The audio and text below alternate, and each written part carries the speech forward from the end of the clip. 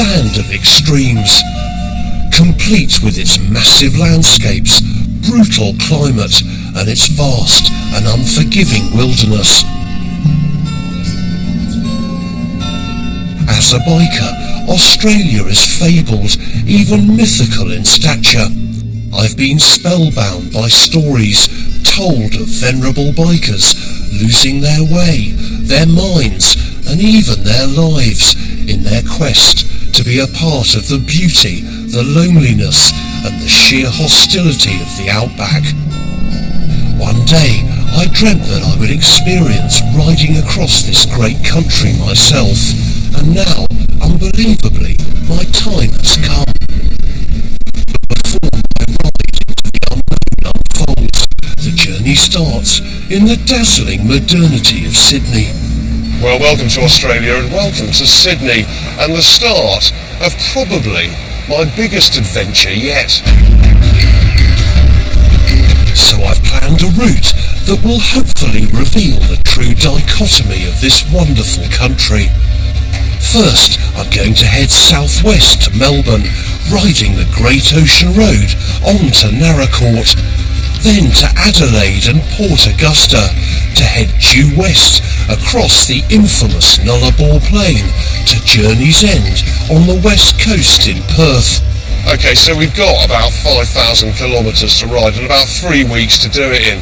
So normally I want to get out and get on the road, but here in Sydney, you've just got to stay just a little bit longer.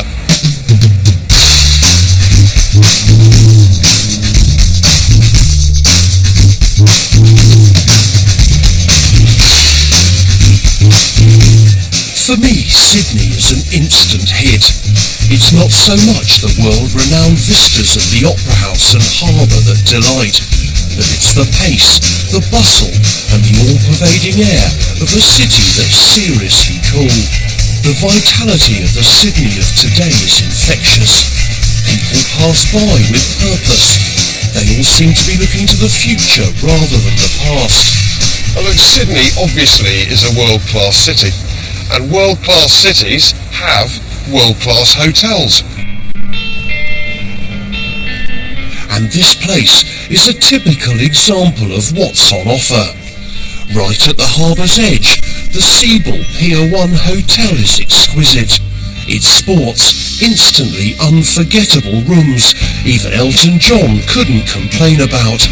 Chic alfresco harbourside dining, and a minimalist yet subtly convivial bar and reception area. All this is topped off by an excellent fella who runs it. This is David. He's the hotel governor. David, what a view, man. I mean, you see that, that's Australia, isn't it? It's what people come to see. It's right on my doorstep. The thing that immediately strikes me about Sydney is that actually the water here is the lifeblood of the city, is that right? Absolutely. It stretches inland quite a long way. You can get through to the Olympic Stadium out at Homebush, right through to the coast. The ferry terminal is just around the corner from the hotel here. You can get everywhere on the water, but it's also where people play, people go fishing. The harbour over the last 10 years has been cleaned up amazingly well, to the point now we're getting whales and dolphins playing under the bridge. It's incredible. Have you done the bridge climb? You should do the bridge climb. That's quite amazing. You're talking about, I'm not going to do a bridge climb. You can't ride your bike over it. I can look up there and go, oh, I bet you the views are great. There's little people up there right now doing a bit of a bridge climb. Yeah. You know, you sway around a bit, it's a bit windy, dying for a cigarette, can't smoke up there. Come down here, think, oh, I'll have a cappuccino, that was a waste of time.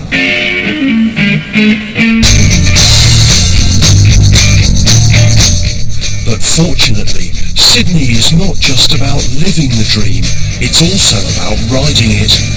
Now when you think about custom motorcycles, I guess you immediately imagine the big Easy Rider chops that I love and have ridden thousands of miles on. But here in Sydney, they do things slightly differently. In a suburb called Camperdown is one of the most famous chop shops down under. The shop goes by the name of Deus Ex Machina. The brainchild of Dare Jennings, the founder of the surf-inspired clothing brand Mambo. Not only is it home to some seriously radical rides, Deus mixes bespoke bikes with a cutting-edge clothing and lifestyle brand. through my other business, I had to go to Japan a lot, and I used to see what I thought was really interesting, which was young guys referencing vintage stuff, but in a very contemporary sort of way. They were mainly working with Yamaha SR 500s, Harleys as well, but there's a really great energy to it. I said, if we could take that idea and bring it to Australia, I think it could be good. And good it certainly is. Dare and his mechanics take a basic Yamaha SR 500 and turn it into this. These flat trackers and handcrafted minimalist calf racers are works of art, as well as bikes that are built to ride. They imbue an era of simplicity and a mantra that rejects the complexity of modern technology. With Adeus, you're saying farewell to computer-controlled diagnostics and a welcome return to the faithful old socket set. So what am I going to ride across Australia? Well, look, I tell you what, if I was crazy, I'd ride one of these, which I'd love to, but with the mileage and with the terrain, I think probably I should be sensible and ride one of these.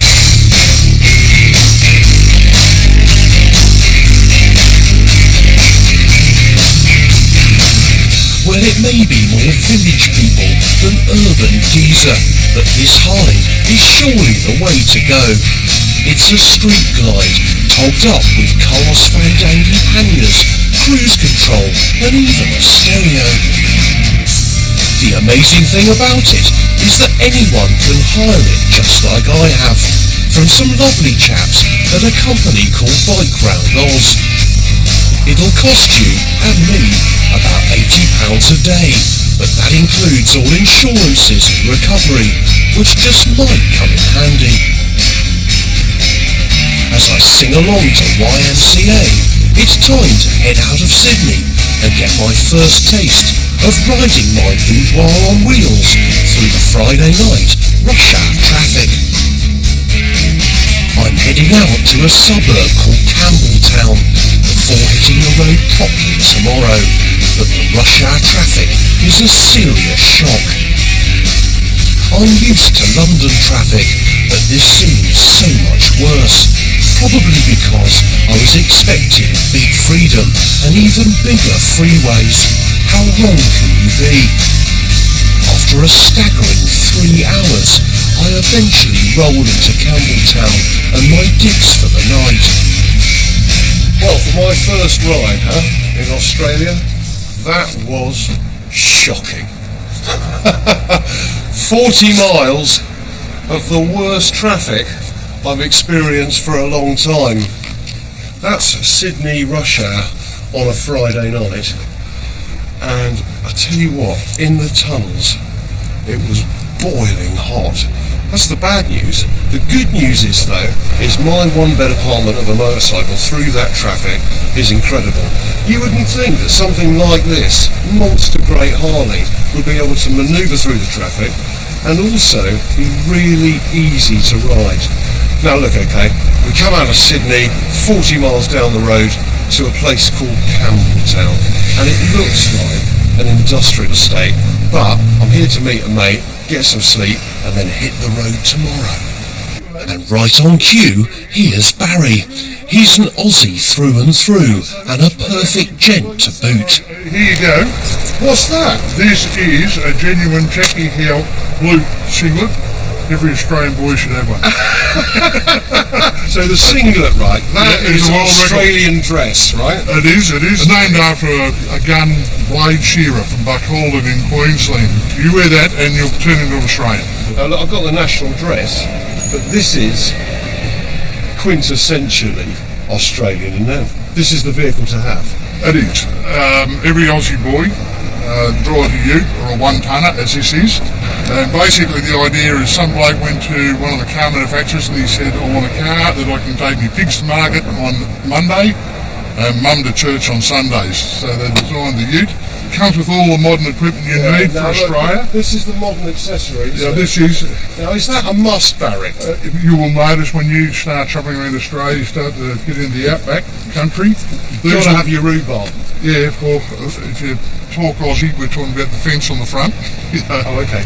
But you'll notice as you go out into the outback, these things get bigger because the wildlife gets bigger. Yeah, the roos are the big issue. Because it's a dry continent, with the table drains beside the road, any rain that we do have is caught in the table drains, and in the early morning or late afternoon, particularly late afternoon, that's when the roos are active coming in to feed, which puts them right beside the road. And these things step up on the road in front of you, you're going to be in a world of bloody hurt because some of these roos are as big as me.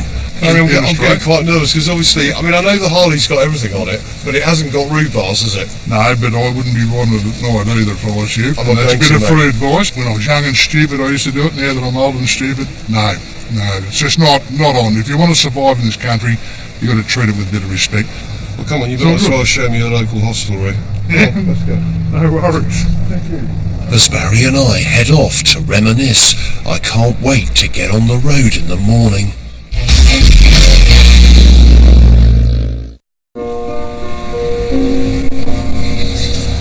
As morning breaks, even Campbelltown looks rather inviting.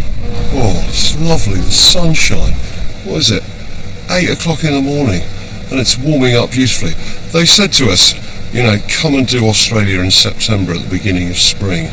And so far I can see why. Well, good morning from Campbelltown. Now look, we've got about 560 miles to go to Melbourne, but obviously we got lots of fun of the fair along the way. Guys, really nice to see Baz last night. I met him at the Isle of Man TT last year, and hey, you know, kindred spirits and all that. He's really helped us with the route across Australia. What a lovely chap. You've got to be careful with the word route actually round here, because what it really means is what I'd like to do to Cape Middleton.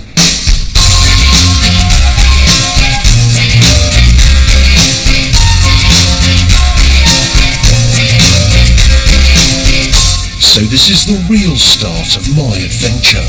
After last night's nightmare, it's a great relief to find that most of the traffic has now disappeared. I'm heading to a place called Boral, some 50 miles southwest down Highway 31. The Harley is a dream, and the road feels just like a dual carriageway in the UK, except it's peppered with very different flora and fauna. Obviously, as us Brits discovered this land, you drive on the left, and the speed limit is 110 kilometres an hour, about the same as the UK. But the big difference is that no one is tailgating me. Why? Well, in New South Wales, the cops use hidden speed cameras to nick you, so you don't have a clue whether you might have lost your licence on the way to do the weekly shop. Soon I ride into Boral, the fictional birthplace of Mary Poppins, but that's absolutely not why I'm here. When you come to Australia, you have to immediately talk about sport. Now, there are two forms of it here. In the winter, it's rugby, but there are sort of a few ramifications of rugby. So you've got rugby union, rugby league, and Aussie rules. But in the summer, the religion that brings the whole country together to worship is cricket. Can't quite understand why they're so rubbish at it. Even though Australia is still licking its wounds over losing the Ashes to us last year, one thing both nations can agree on is that Boral was the birthplace of one of the greatest cricketers in the history of the sport. One Sir Donald Bradman, and he learned his trade on this very pitch. Sir Donald grew up here in the early 1900s, and this divine cricket pitch and adjoining museum is dedicated to his memory. It's now a centre of excellence for the sport. Shannon is the curator of the museum and what's known as the Bradman Oval. We're standing, Shannon, on hallowed turf, really, in Australia, aren't we? Look, it's a very special place. Sir Donald, when he started to take up cricket in, around the 1920s, he would actually practice here on Bradman Oval, and back then it was more or less a paddock. Look, the guy lived in the houses just around the oval, and he'd actually walk across from the house to go to school every morning. But he didn't go to school alone, though, did he, every morning? No, he didn't. Actually, there was a young girl that was billeted with the family. She was staying with her Bradmans, and they'd actually walk together. And in the end, that person became Lady Bradman. Just looking at his statue over there, the stature of the man, it's all about technique rather than strength. I mean, he's a very small guy. Yeah, look, that's a life-size statue, and a lot of people remark that how small he is. But this is the guy who had the batting average of 99.94 runs. That's incredible, isn't it? It'll never be beaten, and that's why Bradman, even when they compare Bradman across different sports, Bradman always comes out right on the very top. Cricket is a religion, isn't it? Here. Oh, definitely. Look, it is our summer sport here in Australia. It's a sport that means a lot, and of course, with the UK, we have a lot of rivalry, friendly rivalry. Yeah, friendly rivalry. You're right, mate. But you're not having the Ashes back. Fair enough. I saw Ricky Ponting mowing the grass over there. Well, look, Ricky Ponting is our global ambassador, but he's not mowing the grass.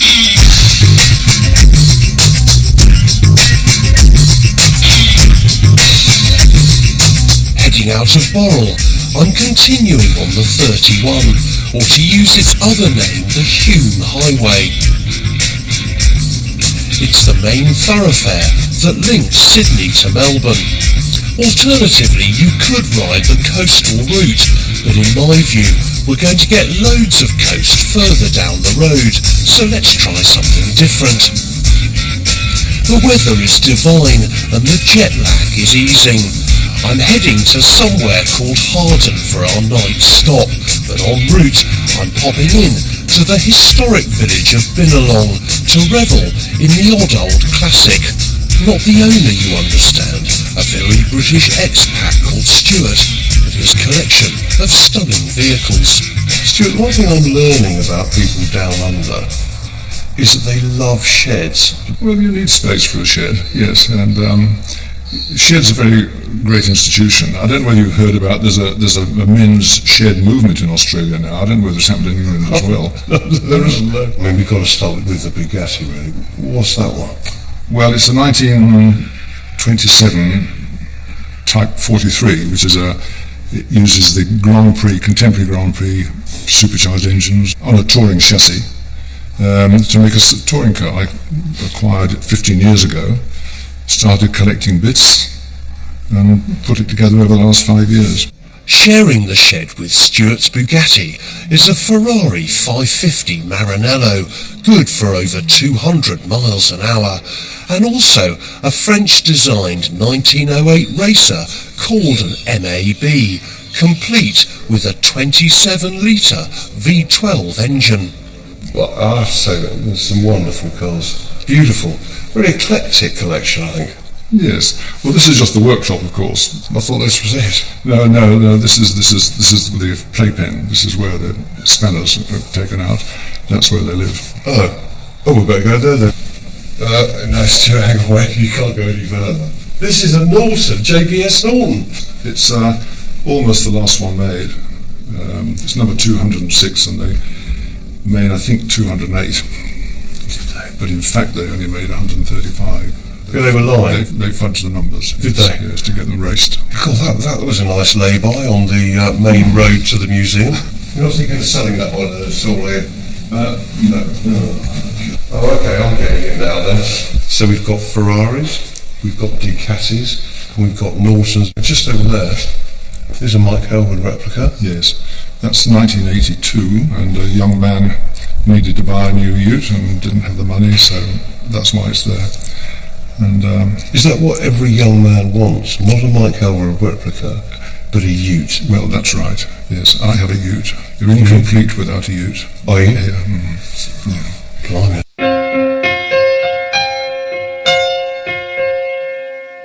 Supposedly, Stuart's Binalong Motor Museum is Australia's only purpose-built motor museum with the addition of a workshop.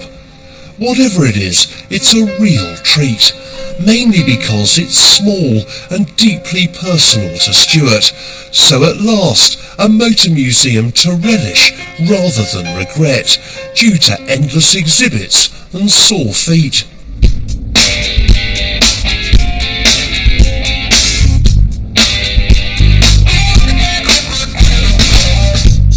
It's only an hour's ride into Harden, but already I'm breaking Barry's golden rule of riding at dusk. Not ideal, but before the kangaroos get a chance to pounce, I arrive in Harden, exhausted and very definitely ready for bed.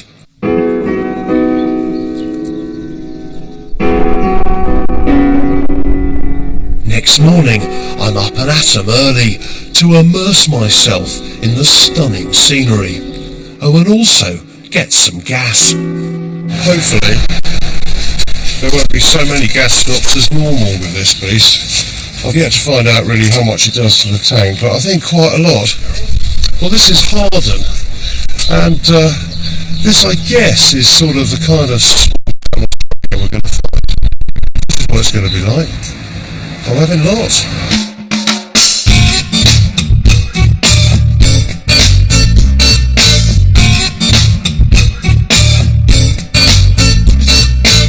Today I'm riding about 220 miles southwest to the night stop in Glenrowan, but calling in along the way to a strangely named town called Wagga Wagga.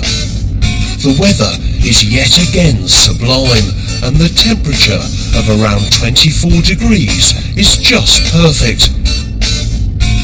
The road twists and turns through undulating yet lush landscapes. As I avoid the ubiquitous kangaroo roadkills, the smell of eucalyptus is intoxicating, and the wildlife that's still alive is just as remarkable. That's pull off here. Interesting, you know. The speed limit is 80 kilometres an hour on the A roads, but the very handy signs about your cornering speed, I've just seen one that says 95 kilometres an hour. So I'm not quite sure where that leaves us. Actually, I'll tell you where it does leave us. In the most exquisite countryside. Take a look at this. Now look, right, this is very different to me, all this landscape. But what is strange is you're riding along and suddenly a cockatoo flies past. You know, it's not escaped out of its cage, mate. It's here. Now I can't dilly-dally. I've got to see a man about a plane.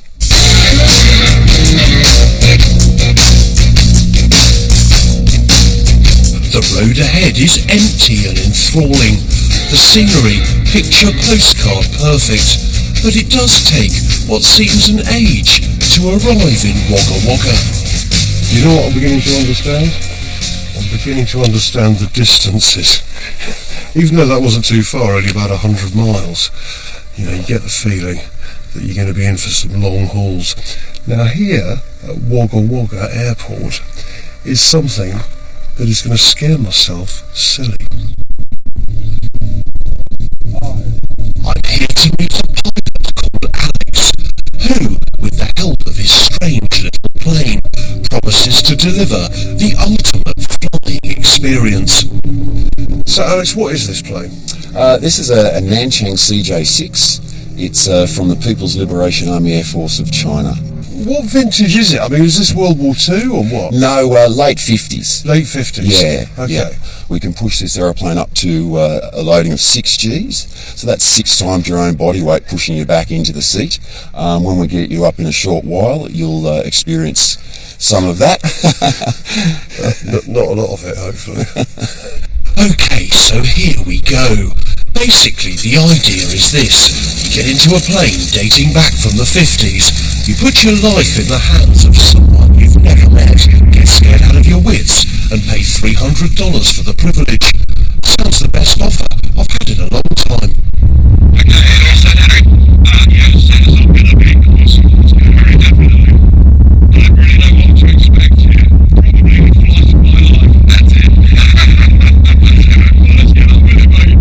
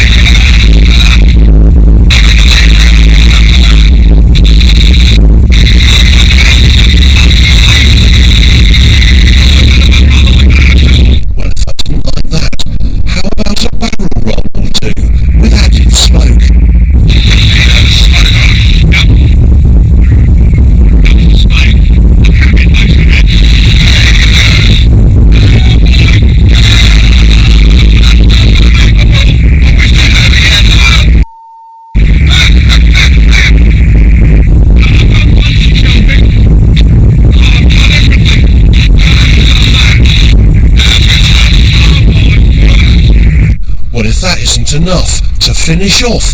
Alex's piece de resistance is flying 30 feet above the ground at around 360 miles an hour.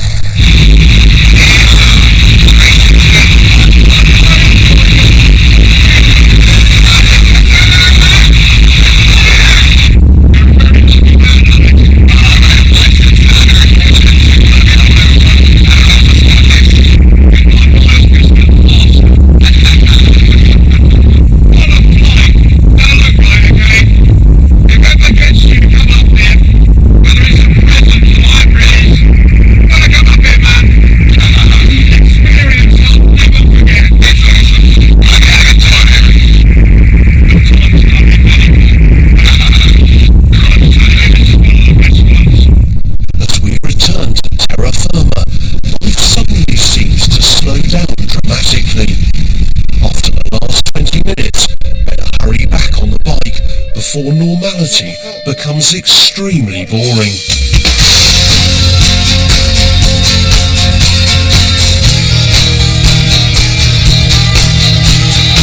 Riding out of Wagga Wagga, still buzzing, but seriously elated after the flight, I've lost track of time. The curfew for being able to ride safely is fast approaching. So we've only got an hour to do the 100 miles to Glenrowan before night falls. Well, there's two hopes of doing that, slim and none. Blimey. What's wrong with this picture, eh? Well, it's dark, I'm wearing sunglasses. Well, today's been wonderful in one way, but in the other, it's been a bit of a nightmare. I'll tell you what, right? I think I've done about, well, at least over 30 shows, riding all over the world. But you know what, you kind of think you know it, don't you? You don't. Not when you come to Australia. Now, I think we are learning a lesson very quickly, that this country is vast. And I think we're trying to cram too much into a day. So consequently, we're riding at night. Now, the one thing they say, as we've heard, is don't ride at dusk because of the kangaroos jumping out at you and all that kind of stuff. Well, for the last couple of days, we've done exactly that. I'll tell you what, if you don't respect this country and its size, it'll have you.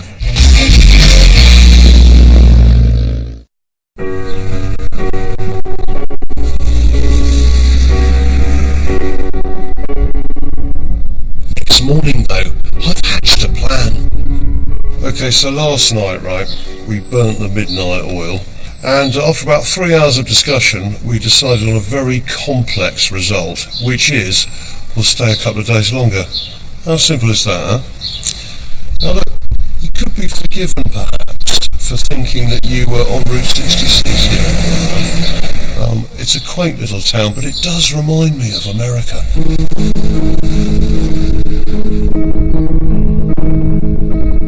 Glenrowan may look like an American small town today.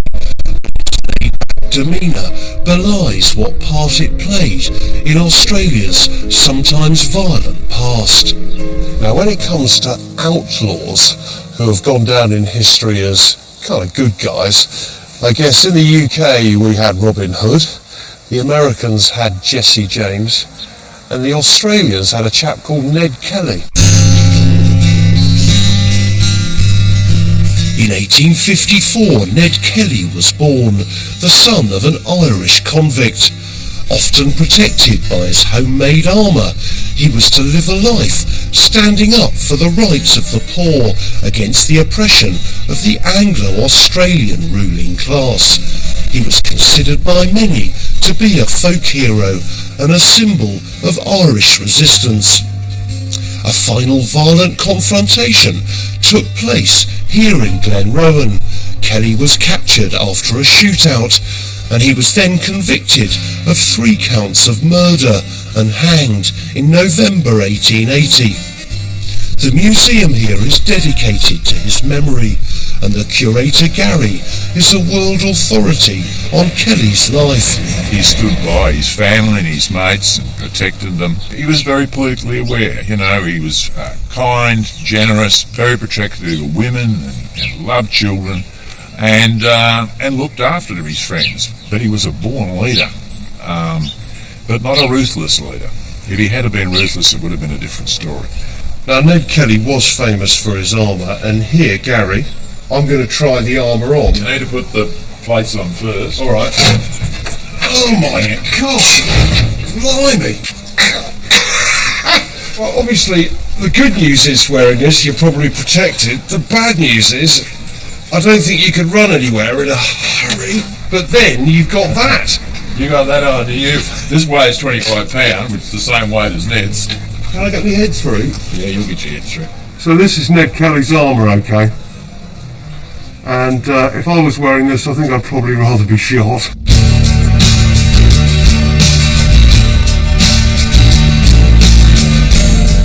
Leaving Glenrowan and thankfully Ned Kelly's armour behind, I'm off for my last ride in New South Wales before we head into the state of Victoria. So some 128 miles beckons this afternoon to a place called Healesville in Victoria. So far I've only ridden about 500 miles, but as I've discovered, the sheer size of Australia is intimidating. If you can imagine that the whole of Great Britain is the same size as just one sheep farm in the Northern Territories, you get an idea of the scale of this country. The ride to Healesville is more of the same, stunning straight A-roads, complemented by sweeping yet enthralling bends. But then suddenly, with only 40 kilometres to go to Healesville, everything changes.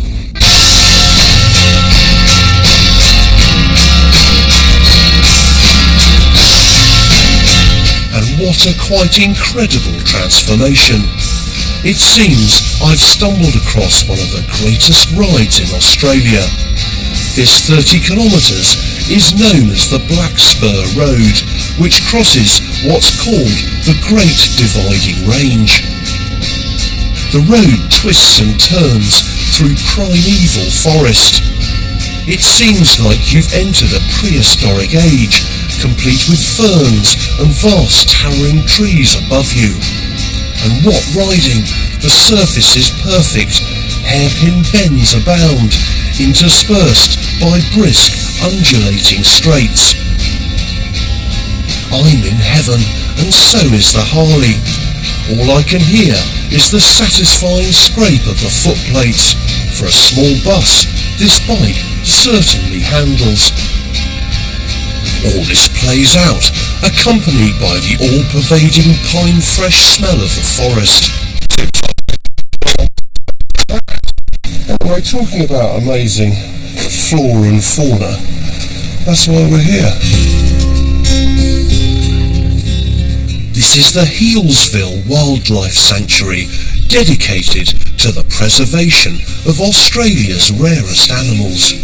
The perfect place to get up close to some of the fascinating indigenous species that can only be found in Oz. All I've heard up to now is how to avoid being killed by some of these beasts on the road, so a good place to start is with the kangaroos. This is Harriet. What kind of species is she? She's actually a Kangaroo Island kangaroo. Right. So she's a subspecies of a western grey, and they're actually found on Kangaroo Island, just off the coast of Adelaide in South Australia. We do have red kangaroos here in Australia as well, but the red kangaroos are those big boys that we've got just over in the background over there, found up through Central Australia, in those warmer regions. So the red kangaroos are more towards Perth way. We might run into them that way. Yes, you can run into them that way. And if I'm unlucky, I could literally run into them. Now I get an idea of the carnage that could ensue if I did hit one. These guys can grow up to 7 foot high. She's become your new best friend. Yeah, well, it's very easy to accommodate best friends, isn't it? Like you, Harriet. Kangaroos may be well known throughout the world, but next up is an animal that is totally alien to me. That's a Tasmanian devil. Richard, it's amazing. It is. Highly endangered now in the wild, these Tasmanian devils, and unique to Australia. I've never seen it before in my life. Yeah, they're unusual, aren't they? They've got a really unusual walk, cross between like a kangaroo and a dog. Well, they're feeding on dead animals out in the wild, so they do a good job cleaning up dead animals around. And unfortunately, when they come out at night when they're active, they all fight over a nice juicy dead animal that they've found, and then they're passing on this awful facial tumour, and it goes from their mouths and it causes a terrible cancer, which is really depleting their numbers in the wild. Is that something that naturally has happened, or have we yet again had something to do with it? We're trying to find out what the cause of it is in Tasmania. In the meantime, it's our job to make sure that we're an insurance population and we don't lose the animals we've got left, because they're absolutely unique. We've already lost the Tasmanian tiger in Australia. We're not going to lose this animal now, and we're determined at Zoos Victoria that's not going to happen. I mean, how many have you got here? We've got about 80 animals. 80 animals we've got here now. And are they breeding? They're breeding, yeah. They've had 20 young this year, which is fantastic. Now, if you think the Tasmanian devil was a crazy thing, check this out. Jess, what have we got here? This is a male platypus. So he's sort of half duck, half otter, half very nice furry thing. Something like that, but he is a mammal just like us. And where does he live? In the rivers? That's right, in any freshwater body. So creeks, rivers and dams down the east coast of Australia. He's a monotreme. Okay, so what he's in a very special group of egg-laying mammals. We're in breeding season at the moment, which is why Milsom is very feisty. What a beautiful animal. I mean, if he turned up, you would think, well, he's sort of just a bodge together of a load of animals, really. That's what the early settlers thought when they first took one back to England. They thought somebody had just sewn pieces of different animals together. They thought it was a practical joke. Well, they pride themselves here about being a zoo-based conservation organisation. And you don't get better conservation than this. This is a baby wombat, right, Jerry? That's right. How come she's in your arms in a tub? So, her mum was actually hit by a car, and a member of public found her and looked in Mum's pouch, and little Phoenix here was in Mum's pouch. So, they rescued her and brought her here to the centre. Phoenix will stay at the centre to be their ambassador for wombats, so she's going to get the very best of everything. So this is a specialised wombat milk. There's a company that actually makes wombat milk. So you're joking, really? No. As you can see, she quite enjoys it. Now, if you're coming through here, you have to pop in just to see these animals and know perhaps just a little bit more about them. I guess if you're Australian, you see them all the time. But for me, coming from Europe, to hold this little wombat, what a privilege. My visit to the sanctuary was truly enlightening. Shame the same can't be said for the weather next morning. Just when I was thinking that Australia was complete paradise, I realise it's not. It's pouring with rain this morning. They said that a cold front's coming in, and sure enough, here it is. The animals yesterday were a revelation to me. But this morning, just when I thought it was safe to go out, there's a pecking on the window, and a kookaburra, it's just over there, is pecking on my window for some reason. Wildlife gets weirder and weirder here. So we're going to brave the rain, and we're going to head for about an hour's ride into Melbourne. Hopefully it might be a drying track. I mean, they say it's going to clear up today. But either way, right now, I think we're going to get a little wet.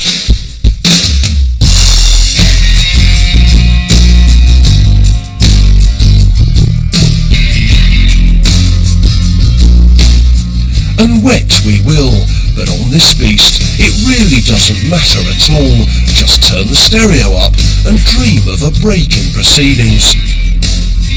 About 20 miles out of Melbourne, my prayers are answered and the sun starts to make an appearance. It's a bit of a shock to be back on a 3-lane highway, again riding into a big city. But as I spy the metropolis ahead of me, I find myself at the address I'm after, a little Thai restaurant in, I guess, an Asian suburb.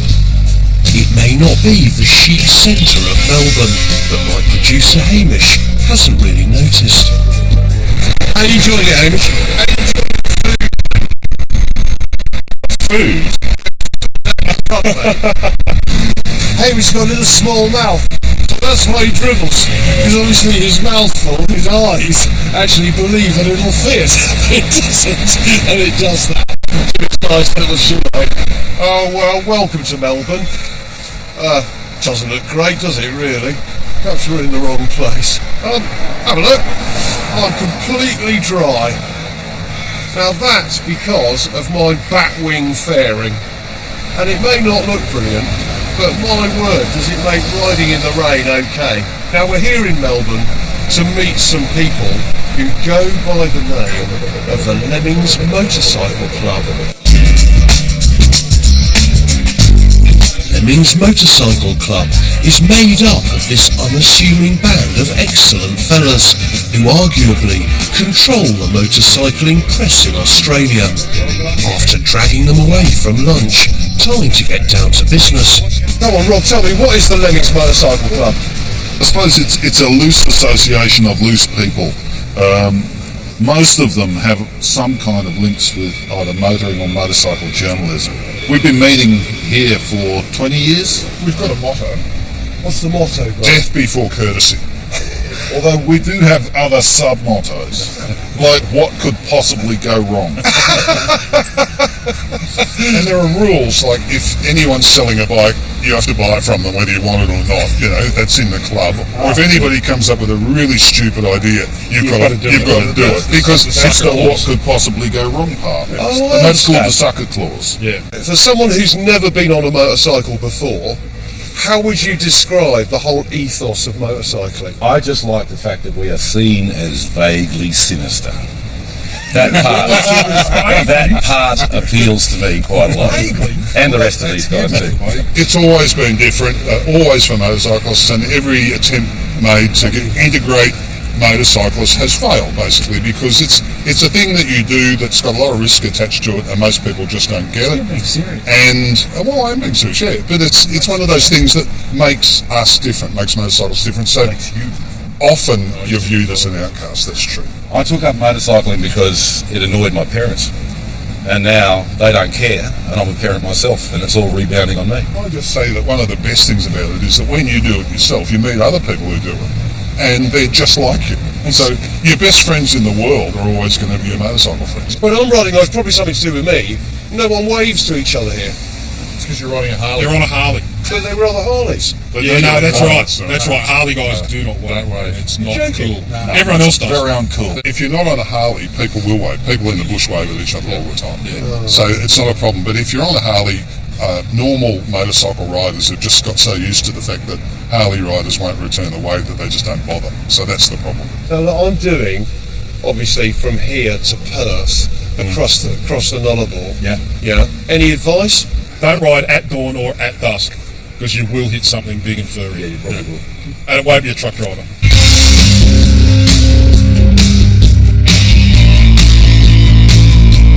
I haven't planned to venture further into Melbourne, but even from the ring road, the city does look inviting. Melbourne's riches were built on the gold rush of the 1800s, and from my office on the 3-lane carriageway, it still seems a vista of prosperity. Melbourne is famed for its inclement weather that can turn from searing heat to drizzle in a matter of minutes. But I guess there always has to be a downside to living in what they call marvellous Melbourne.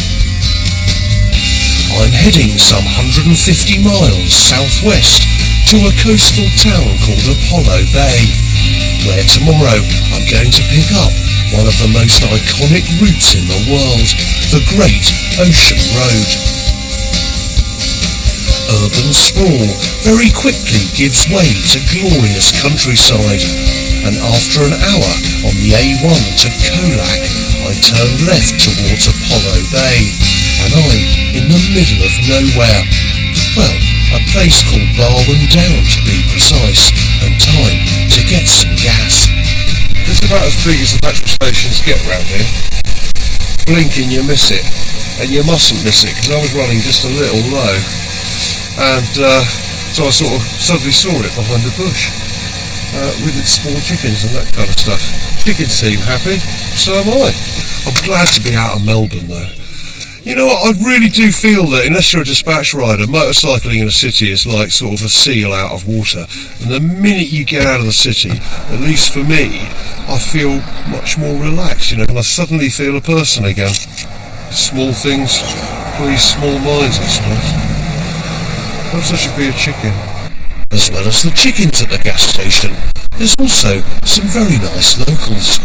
Boys, what's it like to live here? It's a bit out in the sticks, I suppose. Especially with some of the people you meet. Bloody oath, yeah. It's the end of the world, mate, down here. Bit of redneck city. Yeah. So how many people live in this community here? About 180. 180 people, yeah. Does everyone know their business? Yeah, oh yeah. You haven't heard a rumour by 3 o'clock, just start one. What about the ladies around here? Oh, mate, hairy. Are they? Yeah. What, You got to bring them from out of town, sort them out. And throw them in the back of the ute, bring them back here and shear them. That's all. Perfect. Yeah, bloody love them. My kind of a woman.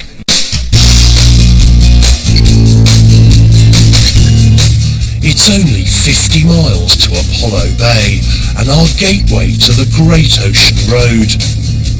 The Australia I've seen so far has been one of the most exciting and diverse countries I've ever experienced. But little could I ever imagine what's to come.